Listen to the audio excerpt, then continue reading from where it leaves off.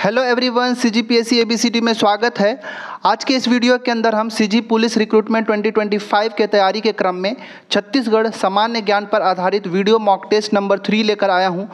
इससे पहले भी मैं 2 वीडियो ऑलरेडी अपलोड कर चुका हूं। अगर अभी तक आपने उस वीडियो का मॉक टेस्ट नहीं दिया है तो मैं आपसे रिक्वेस्ट करूंगा कि वो दोनों वीडियो को भी जरूर लगा के देखिएगा। बहुत अच्छे प्रश्न जो है आप सभी के लिए लेकर आया हूँ। As per syllabus of CG police recruitment 2025, क्योंकि आपसे 30 प्रश्न जो है पूछे जाएंगे 30 मार्क्स के, उसी के आधार पर मैं सीजी सामान्य ज्ञान पर आधारित 30 प्रश्नों का 30 मार्क्स के लिए मैं आपके लिए वीडियो मॉक टेस्ट लेकर आ रहा हूं। ठीक है, तो आप चेक करिएगा कि 30 में से आपका कितना सही हो रहा है और लास्ट में कमेंट करके जरूर बताइएगा कि आउट ऑफ 30 आपका कितना आ रहा है। चैनल में अगर पहली बार आए हैं तो आप हमारे चैनल को जरूर सब्सक्राइब कर लें, वीडियो को लाइक करें, दोस्तों के साथ शेयर जरूर करिएगा।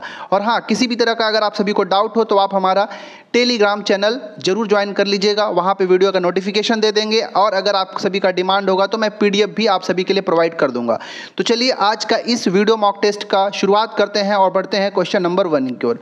वीडियो को पॉज करिएगा और पॉज करके सारे प्रश्नों को आप खुद लगाने की कोशिश करिएगा और बताइएगा कि आपका कितना सही हो रहा है। क्वेश्चन नंबर 1 है कि निम्नलिखित में से कौन सा विकल्प जो है असत्य है। बोरोबासी दिवस 1 मई, छत्तीसगढ़ राजभाषा आयोग स्थापना दिवस 14 अगस्त, जनजातीय गौरव दिवस 15 नवंबर और छत्तीसगढ़ राजभाषा दिवस 9 अगस्त। बताइए ये चारों विकल्प में से कौन सा विकल्प जो है असत्य है, गलत है। तो ऑप्शन नंबर डी जो है ये असत्य है, इसीलिए हमारा ऑप्शन नंबर डी जो है राइट आंसर हो जाएगा। मैं इसको थोड़ा करेक्शन कर दूं कि छत्तीसगढ़ राजभाषा दिवस जो है ये 9 अगस्त को नहीं मनाया जाता है। कब मनाया जाता है तो आपको याद रखना है 28 नवंबर को प्रतिवर्ष छत्तीसगढ़ के अंदर छत्तीसगढ़ राजभाषा दिवस मनाया जाता है। क्यों? क्योंकि 28 नवंबर 2008 को, ठीक है, 28 नवंबर 2008 को छत्तीसगढ़ी भाषा को क्या बोलते हैं, राजभाषा का दर्जा दिया गया था। तो याद रखिएगा, ठीक है। बाकी option number A B C जो है बिल्कुल सही है, तो ये सभी के सभी को आपको याद रखना है। दूसरा प्रश्न है कि साहित्य रचना में सर्वप्रथम छत्तीसगढ़ शब्द का प्रयोग किसने किया था। दलराम राव को दलपत राव भी कहा जाता है, कवि गोपाल मिश्र, बाबू रेवाराम या फिर मिस्टर जेटी ब्लंट। किसने सर्वप्रथम छत्तीसगढ़ शब्द का प्रयोग जो है साहित्य रचना में किया था, आप सभी को बताना है। तो एक बहुत अच्छा प्रश्न है, याद रखिएगा। इसका right answer option number A Dalram Rao या फिर कह लीजिए दलपत राव जो है, इन्होंने पहली बार साहित्य रचना में छत्तीसगढ़ शब्द का प्रयोग किया था। और आप सभी को पता होना चाहिए कि ये जो खैरागढ़ के राजा थे, ठीक है, खैरागढ़ के जो राजा थे जिनका नाम क्या था, आप सभी को पता होना चाहिए, उनका नाम था लक्ष्मी निधि कर्ण राय, ठीक है, और उन्हीं के दरबारी कवि थे, आप सभी को याद रखना था। और 1487 के अंदर पहली बार छत्तीसगढ़ शब्द का प्रयोग दलराम राव के द्वारा किया गया था। राइट। क्वेश्चन नंबर 3 देखिए, ध्यान से पढ़िएगा। प्रश्न निम्नलिखित कथनों के आधार पर उचित विकल्प का चयन करें। पहला कथन 1862 में छत्तीसगढ़ को संभाग का दर्जा प्राप्त हुआ। दूसरा है छत्तीसगढ़ संभाग में शामिल 3 जिले रायपुर, बिलासपुर और संबलपुर थे। तीसरा है छत्तीसगढ़ के प्रथम डिप्टी कमिश्नर चार्ल्स सी इलियट थे। बताइए, वीडियो को पॉज करके आराम से आंसर देने की कोशिश करिए। केवल 2 सही है क्या? केवल 2 और 3 दोनों सही है? 1 2 3 तीनों सही है या फिर ए और 4 सही है? तो यहाँ पे ऑप्शन नंबर सी बिल्कुल राइट आंसर हो जाएगा, क्योंकि 1 2 3 तीनों के तीनों कथन बिल्कुल सही है, याद रखिएगा, ठीक है। तो चलिए बढ़ते हैं क्वेश्चन नंबर 4 के अंदर। छत्तीसगढ़ के सबसे पूर्वतम और सबसे पश्चिमतम स्थानों का समूह कौन सा है। सुंदरी गांव और कोंटा, गिरला और भद्रकाली, गिरला और सुंदरी गांव या फिर उपरोक्त में से कोई नहीं। तो इसका राइट आंसर जो है ऑप्शन नंबर बी बिल्कुल सही हो जाएगा। गिरला जो कि जसपुर के अंदर है, यह सबसे पूर्वतम बिंदु है छत्तीसगढ़ का, और भद्रकाली जो कि बीजापुर जिले के अंदर है, यह छत्तीसगढ़ का सबसे पश्चिमतम बिंदु है। इसीलिए हमारा ऑप्शन नंबर बी बिल्कुल राइट आंसर हो जाएगा। अच्छा, अगर आपसे उत्तरतम पूछ दे और दक्षिणतम पूछ दे तो याद रखिएगा कि सुंदरी गाँव जो है, जो कि बलरामपुर रामानुजगंज के पास है, यह सबसे उत्तरतम है, और कोंटा जो कि सुकमा जिले के अंदर है सबसे दक्षिणतम है। तो आपको ये भी याद होना चाहिए, ठीक है। चलिए बढ़ते हैं क्वेश्चन नंबर 5 की ओर। 5वां प्रश्न है कि निम्न में से असत्य विकल्प का चयन करें। बैलाडीला की पहाड़ी सबसे पुरातन शैलों से निर्मित है। दूसरा, छत्तीसगढ़ के अधिकांश भाग में आर्कियन शैल समूह विद्यमान है, ठीक है। तीसरा है कि गोंडवाना शैल समूह का प्रमुख खनिज कोयला है। और चौथा, कडप्पा शैल समूह का प्रमुख खनिज लोहा और टीन है। बहुत अच्छा प्रश्न है, क्योंकि यहाँ से प्रश्न आप सभी से पूछे जाते हैं। तो इसमें असत्य विकल्प जो है ऑप्शन नंबर डी है, क्योंकि कडप्पा शैल समूह से लोहा और टीन नहीं प्राप्त होते हैं। लोहा और टीन जो है धारवाड़ क्रम की चट्टानों से प्राप्त होता है, ठीक है। तो आपको याद होना चाहिए कडप्पा से चूना पत्थर प्राप्त होता है, आपको ये भी पता होना चाहिए। बाकी ए बी सी तीनों विकल्प सही है। छठवां प्रश्न है कि मैन पार्ट के बारे में क्या जो है असत्य है। इसे छत्तीसगढ़ का शिमला या फिर छत्तीसगढ़ का तिब्बत के नाम से जाना जाता है। सही है, बिल्कुल सही है। 1947 में तिब्बती शरणार्थियों को यहाँ बसाया गया था। सही है कि गलत, बताइए। मांड नदी का उद्गम मैन पार्ट से होता है, ये भी सही है। और उदयपुर हिल मैन पार्ट के दक्षिण में स्थित है, ये भी सही है। ऑप्शन नंबर जो दूसरा है, जो दूसरा कथन है या फिर कहिए दूसरा विकल्प है, यही असत्य है, याद रखिएगा। क्योंकि मैन पार्ट के अंदर शरणार्थियों को, जो तिब्बती शरणार्थी हैं, उनको 1962 में बसाया गया था, ना कि 1947 के अंदर। राइट है। चलिए बढ़ते हैं क्वेश्चन नंबर 7। प्रश्न है कि निम्नलिखित में से कौन सा स्थान महानदी के तट पर स्थित नहीं है। राजिम गरियाबंद, सोमनाथ बलौदा बाजार, शिवनारायण जांजगीर चांपा और पल्लारी बलौदा बाजार। तो राजिम जो है महानदी के ऊपर स्थित है। शिवनारायण जो कि जांजगीर चांपा के अंदर स्थित है, ये भी महानदी के तट पर है। पल्लारी बलौदा बाजार भी महानदी के तट पर है। सोमनाथ बलौदा बाजार जो है ये महानदी के तट पर स्थित नहीं है, जबकि ये क्या शिवनाथ और जो खारून नदी है, ठीक है, शिवनाथ और खारून नदी का जो संगम है वो कहाँ पर है, सोमनाथ बलौदा बाजार में ही है। मतलब ये महानदी के तट पर स्थित नहीं है, इसलिए हमारा विकल्प बी जो है बिल्कुल राइट आंसर हो जाएगा। आठवां प्रश्न है कि निम्नलिखित में से कौन सा विकल्प सुमेलित नहीं है। इधर आपको जलप्रपात का नाम दिया गया है और राइट साइड में किस नदी के ऊपर स्थित ये दिया गया है। आपको इसमें से पकड़ना है कि कौन सा सही नहीं है। रामदाह या फिर रमदाहा जलप्रपात बनास नदी, गुल्लू बेने छुरी जलप्रपात ईब नदी, कोठली जलप्रपात रिहंद नदी और सरभंजा जलप्रपात मांड नदी। बताइए कौन सा विकल्प जो है ये सही नहीं है। Right answer option number C है, ठीक है। बाकी ए, बी और डी बिल्कुल सही है। कोठली जलप्रपात जो है ये रिहंद नदी के ऊपर नहीं है, ठीक है। कोठली जलप्रपात कहाँ है, तो ये कन्हार नदी के ऊपर आप सभी को देखने को मिलेगा, ठीक है। रिहंद नदी के ऊपर नहीं, किसके ऊपर, कन्हार नदी के ऊपर। रिहंद नदी के ऊपर एक बांध है, सॉरी एक जलप्रपात है जिसका नाम है रक्सगंडा जलप्रपात, ठीक है। रक्सगंडा जलप्रपात ये कहाँ है, तो ये रिहंद नदी के ऊपर है, आप सभी को याद रखना है, ठीक है। मैं यहाँ पे लिख देता हूँ, रिहंद नदी के ऊपर, ठीक है। चलिए बढ़ते हैं क्वेश्चन नंबर 9वां प्रश्न है, ध्यान से देखिए कि निम्न छत्तीसगढ़ के कौन से जिलों का समूह शीतोष्ण कटिबंधीय क्षेत्र में शामिल है। बहुत अच्छा प्रश्न है, बताइए। वीडियो को पॉज करिए, आंसर देने की कोशिश करिए और बताइए कि कौन सा जो जिलों का समूह है शीतोष्ण कटिबंधीय क्षेत्र में शामिल है। राइट आंसर है इसका ऑप्शन नंबर ई, मनेन्द्रगढ़, चिरमिरी, भरतपुर, कोरिया, सूरजपुर और बलरामपुर। ये चारों जिले जो हैं शीतोष्ण कटिबंधीय क्षेत्र के अंदर शामिल होते हैं। आपको बिल्कुल वन लाइनर की तरह मुंह जबानी याद होना चाहिए। 10वां प्रश्न है कि प्रदेश में धरसा विकास योजना का प्रमुख उद्देश्य क्या है। योजनाओं के ऊपर भी प्रश्न आपसे पूछे जाते हैं, तो एक प्रश्न मैं आज यहां से डाला हूं आप सभी के लिए, उम्मीद है आप सभी से ये बन जाएगा। देखिए धरसा विकास योजना जो है इसकी शुरुआत मैं बता दूं कि कब हुआ था, तो 6 अक्टूबर 2020 से इसकी शुरुआत हुआ था। वीडियो को पॉज करिए और उद्देश्य बताइए कि इसका उद्देश्य क्या था।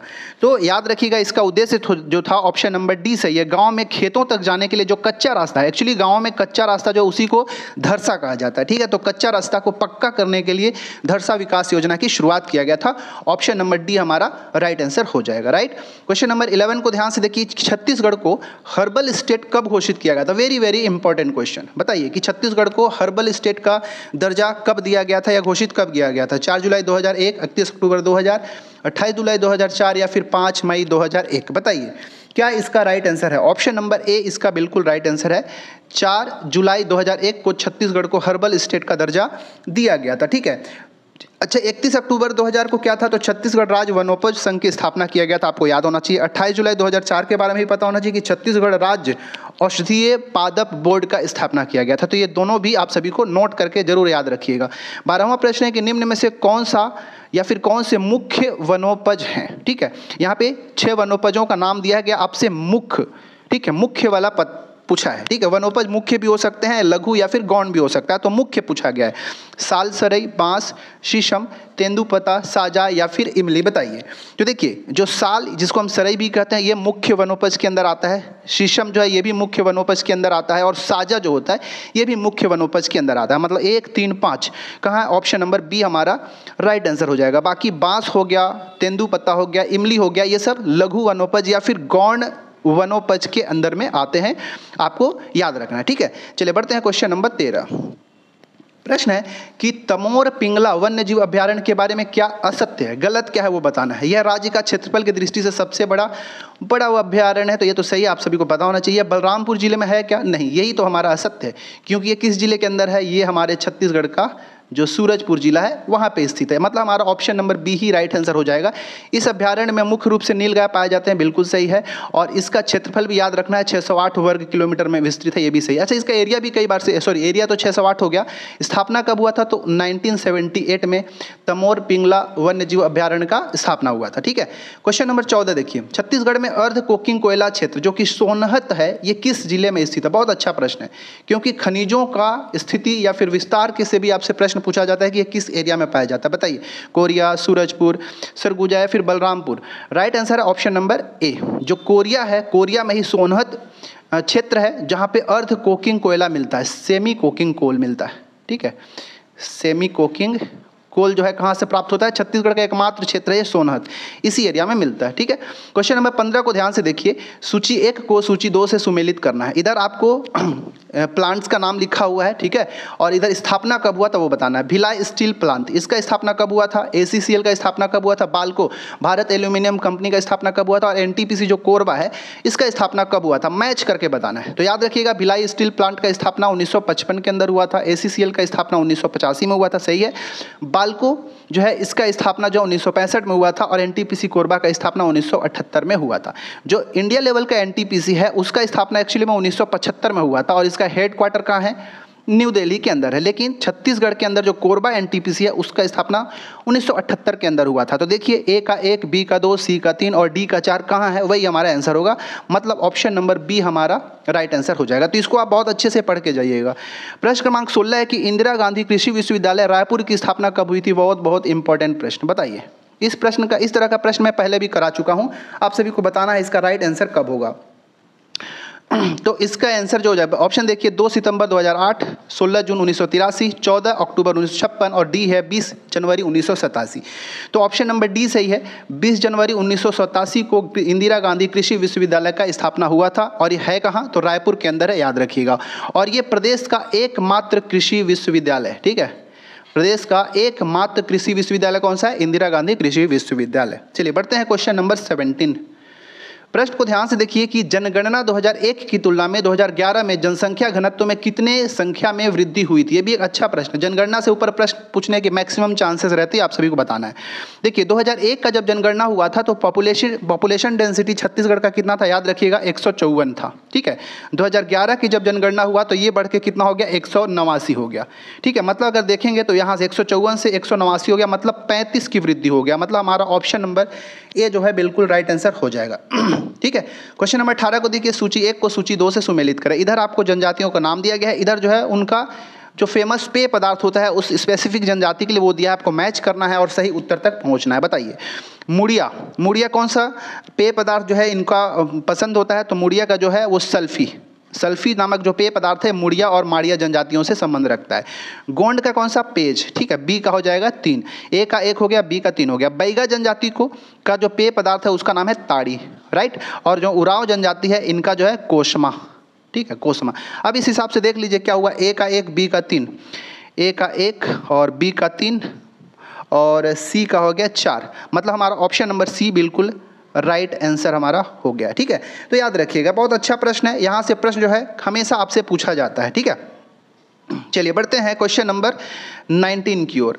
19वां प्रश्न है आप सभी के लिए कि छत्तीसगढ़ में सर्वाधिक गोदना गोदवाने वाला जनजाति कौन सा है? अच्छा प्रश्न है, कई बार ये प्रश्न जो है मैं देखा हूँ एग्जाम में रिपीट किया जाता है, कई तरह से प्रश्न पूछा जाता है। सर्वाधिक गोदना गोदवाने वाला जनजाति और सर्वाधिक गोदना प्रिय जनजाति बोलता है। ठीक है, सर्वाधिक गोदना प्रिय जनजाति बोलेगा तो कौन सा है भाई? बैगा जनजाति जो है सबसे अधिक गोदना प्रिय होते हैं। लेकिन सर्वाधिक गोदना गोदवाने वाले जनजाति अगर आपसे पूछेगा तो याद रखिएगा ऑप्शन नंबर बी, कमार इसका राइट आंसर हो जाएगा। ठीक है, और बाकी जो ओझा जनजाति है ये क्या करता है? गोदना शिल्पकार के अंतर्गत आते हैं। ठीक है, 20वां प्रश्न है कि धुमकुरिया नामक जो युवा गृह होता है वो किस जनजाति से संबंधित है? ये भी अच्छा प्रश्न है। जनजाति और उनका युवा गृह से संबंधित भी प्रश्न पूछे जाते हैं। बताइए, अबूझ माड़िया, मुरिया या फिर मुड़िया, परजा या फिर उरांव? बताइए। तो उरांव जनजाति जो है इनका जो युवा गृह होता है उसका नाम क्या है? धुमकुरिया है। ठीक है, इसी तरह जितना भी जनजातियों से संबंधित युवा गृह होते हैं वो आपको याद कर लेना है, वहाँ से भी प्रश्न जो है पूछा जाता है, कूट के रूप में भी आपसे दिया जा सकता है। 21वां प्रश्न है कि बेठिया प्रथा का प्रचलन छत्तीसगढ़ के किस क्षेत्र में विशेष रूप से, ये भी अच्छा प्रश्न है, ठीक है, ये एक नया प्रश्न था तो एक बार पूछा गया है। बताइए, बेटिया प्रथा जो है, एक्चुअली में देखिए बेटिया प्रथा जो है ये गोंडी भाषा से संबंधित एक शब्द है, ठीक है, गोंडी भाषा का शब्द है और ये विशेष रूप से जो बस्तर क्षेत्र है उस क्षेत्र में देखने को मिलता है। बेटिया प्रथा के अंदर क्या होता है कि जो अगर कोई किसी व्यक्ति के घर कोई प्रॉब्लम हो जाए या किसी परिवार जो है कोई प्रॉब्लम से फेस कर रहा है तो सामूहिक रूप से उस व्यक्ति और उस परिवार का क्या किया जाता है, सहयोग किया जाता है इस प्रथा के अंदर। तो एक बहुत अच्छा प्रथा जो है बस्तर क्षेत्र में देखने को मिलता है। क्वेश्चन नंबर 22 को ध्यान से पढ़िए कि प्रमुख जनजातीय विवाह पठौनी विवाह के बारे में विचार करें। यह भूंजिया जनजाति में प्रचलित विवाह है। दूसरा, लड़की बारात लेकर लड़के के घर जाती है। बताइए, तो यहाँ पे देखेंगे तो दूसरा कथन है ये तो सही है, लेकिन पहला कथन गलत है। भूंजिया जनजाति के अंदर नहीं, ये जो है गोंड जनजातियों के अंदर होता है, ठीक है, गोंड जनजाति के अंदर ये पठौनी विवाह जो है देखने को मिलता है। मतलब पहला गलत है, दूसरा सही है। Option number B right answer हो जाएगा, केवल 2 सही है, ठीक है। चलिए बढ़ते हैं क्वेश्चन नंबर 23वां की ओर, ठीक है। प्रश्न है कि कोटकी घोड़ा नृत्य जो है किस जनजातियों के द्वारा किया जाता है। ये भी एक अच्छा प्रश्न है, जनजातीय नृत्य से भी प्रश्न आपसे पूछे जाते हैं तो आप इस टॉपिक को जरूर करके जाइएगा। कोटकी घोड़ा नृत्य जो है किस जनजाति के द्वारा किया जाता है, गोंड जनजाति द्वारा, धुरवा जनजाति द्वारा, अबुझ माड़िया जनजाति या फिर उरांव जनजाति के द्वारा। ऑप्शन नंबर सी बिल्कुल सही है, अबुझ माड़िया जनजातियों के द्वारा कुटकी घोड़ा नृत्य जो किया जाता है आप सभी को पता होना चाहिए, ठीक है। चलिए बढ़ते हैं क्वेश्चन नंबर 24 की ओर। प्रश्न है कि निम्न में से कौन एक जनजातीय विवाह गीत नहीं है, ठीक है, विवाह गीत नहीं है, जनजातीय विवाह गीत। सधौरी गीत, चुलमाटी गीत, मंगरोहन गीत या फिर परखौनी गीत। वीडियो को पॉज करिए और उत्तर देने की कोशिश करिएगा, अच्छा प्रश्न है, ठीक है। तो यहाँ पे बी सी डी ये तीनों के तीनों जो है ना विवाह गीत के अंतर्गत आते हैं, ठीक है, जनजातीय विवाह गीत के अंतर्गत आते हैं। लेकिन ये सधौरी गीत है ये एक विवाह गीत नहीं है, ठीक है। ये कैसा है, यह एक जन्म संस्कार गीत है, ठीक है, याद रखिएगा। कैसा है गीत है ये, एक जन्म संस्कार गीत के अंतर्गत आता है, ठीक है। क्वेश्चन नंबर 25, बिलासपुर में भारत छोड़ो आंदोलन के प्रमुख नेता कौन थे। यहाँ से अब हिस्ट्री के प्रश्न आ गए, अच्छे अच्छे प्रश्न आपको मिलेंगे, इजी मिलेगा, लेकिन आपको लगेगा कि बहुत ज़्यादा इजी है, लेकिन कई बार से आप कंफ्यूज हो जाते हैं। बताइए, बिलासपुर में जब भारत छोड़ो आंदोलन हो रहा था, भारत छोड़ो आंदोलन कब, 1942 के अंदर, तो बताइए कि बिलासपुर से प्रमुख नेता कौन थे। ठाकुर प्यारेलाल सिंह, जय नारायण पांडे, यदुनंदन प्रसाद श्रीवास्तव या फिर राजकिशोर वर्मा। चारों में से आपको सेलेक्ट करके बताना है कि क्या हो जाएगा। तो ठाकुर छेदीलाल थे, बिल्कुल थे, यदुनंदन प्रसाद थे और राजकिशोर वर्मा थे, जय नारायण पांडे नहीं थे। मतलब 1, 3, 4 हमारा बिल्कुल राइट आंसर हो जाएगा ऑप्शन नंबर सी, ठीक है, हमारा ऑप्शन नंबर सी इसका राइट आंसर हो जाएगा। चलिए क्वेश्चन नंबर 26 को ध्यान से देखिए। प्रश्न है कि रायपुर जिला कांग्रेस कमेटी के प्रथम अध्यक्ष कौन थे। बहुत अच्छा प्रश्न है, ये वन लाइनर आपको याद होना चाहिए, मैं थ्योरी क्लास भी जब लिया हूं तो ये सब बताया हूं, ठीक है। रायपुर जिला कांग्रेस कमेटी के प्रथम अध्यक्ष कौन थे, Pandit Sundarlal Sharma, E Raghavendra Rao, barrister C M Thakkar या फिर शिवकरण डागा। बताइए, right answer option number C, barrister C M Thakkar जो थे रायपुर जिला कांग्रेस कमेटी के प्रथम अध्यक्ष थे। 27वां प्रश्न है कि 15 अगस्त 1947 को रायपुर के गांधी चौक में किसने झंडा फहराया था। यह प्रश्न तो लगता है कितने बार ही सीजी व्यापम और सीजीपीएससी में पूछा जा चुका है। बताइए, शिवदास डागा थे क्या, पंडित लक्ष्मी नारायण दास थे क्या, ठाकुर छेदीलाल थे क्या या फिर वामन राव लाखे थे। बताइए, राइट आंसर है option number D, Vaman Rao Lakhe जो थे वो आज़ादी के बाद 15 अगस्त 1947 को रायपुर के गांधी चौक में झंडा फहराए थे। एक क्वेश्चन आपसे पूछ लूँ क्या, आप लोग कमेंट करके बताइए कि 15 अगस्त 1947 को दुर्ग में किसने झंडा फहराया था। सब लोग कमेंट जरूर करिएगा। 28वां प्रश्न है कि 1933 में गांधी जी को भाषण देने के लिए आमंत्रित करने वाले राजकुमार कॉलेज के प्राचार्य का नाम कौन था। ये प्रश्न भी 1-2 बार पूछ लिया गया, तो आपको पता होना चाहिए कि वो राजकुमार कॉलेज जो है वहीं पर गांधी जी को भाषण देने के लिए बुलाया गया था। तो वो प्राचार्य का नाम क्या था, Smith Pierce, T A. Scott, H.M. Laurie या फिर L.S. कैरी। राइट आंसर है option number A, Smith Pierce जो थे उस समय कॉलेज के प्राचार्य थे और इन्होंने ही गांधी जी को भाषण के लिए 1933 में बुलाया था, ठीक है। चलिए क्वेश्चन नंबर 29 को ध्यान से देखिए। प्रश्न है, निम्नलिखित में से किसने धमतरी में 1930 में नमक सत्याग्रह का नेतृत्व किया था। नमक सत्याग्रह, ठीक है, 1930 में असहयोग आंदोलन के समय शुरू किया गया था गांधी जी के द्वारा। अब छत्तीसगढ़ में भी उसका प्रभाव देखने को मिलता है विभिन्न स्थानों पर। तो धमतरी के अंदर किसने नेतृत्व किया था, घनश्याम गुप्ता, नारायण राव मेधावाले, माधवराव सप्रे या फिर वामन राव लाखे। ठीक है, ऑप्शन नंबर बी इसका बिल्कुल राइट आंसर है।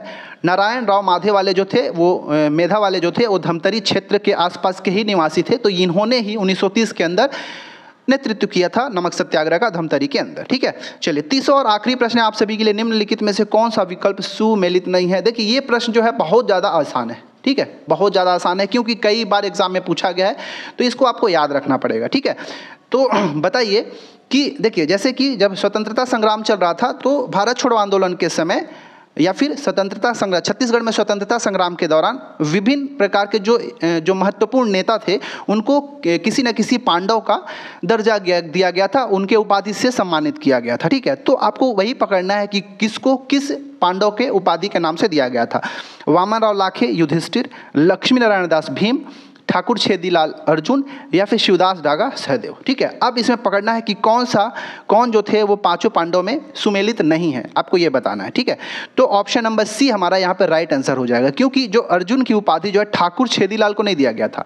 किसको दिया गया था, बल्कि ये ठाकुर प्यारे लाल सिंह को दिया गया था। ठीक है, किसको, ठाकुर प्यारे लाल जी को अर्जुन की उपाधि दिया गया था। बाकी ए, बी और डी बिल्कुल सही है। ठीक है, और सी को अगर करेक्शन कर लेंगे तो ये भी सही हो जाएगा। अब क्वेश्चन आपसे यहाँ से ये पूछ देता हूँ कि बताइए कि सहदेव तो हो गया, अब बच गए कौन यहाँ पे, अर्जुन, भीम, सहदेव, युधिष्ठिर हो गया, बच गए यहाँ पे नकुल। आप बताइए कि नकुल की उपाधि किसको दिया गया था, कमेंट करके आप लोग जरूर बताइएगा। 2-3 प्रश्न मैं एक्स्ट्रा आपसे पूछा हूँ, उसका भी आंसर कमेंट करिएगा। तो इस प्रकार हमने 30 वीडियो आज के इस वीडियो मॉक टेस्ट नंबर 3 के अंदर भी देखा। 30 में से आपका कितना सही हुआ कमेंट करके जरूर बताइएगा। ठीक है, इसी तरह और भी वीडियोज़ आपका एग्जाम तक आते रहेंगे। वीडियो सीरीज उम्मीद है आप सभी को अच्छा लगी रहेगा। समय भी आप सभी के लिए बहुत कम है, तो तैयारी अच्छे से करते रहिएगा। चैनल को सब्सक्राइब जरूर कर लें, वीडियो को लाइक करें, दोस्तों के साथ शेयर जरूर करेंगे। Thanks for watching our video.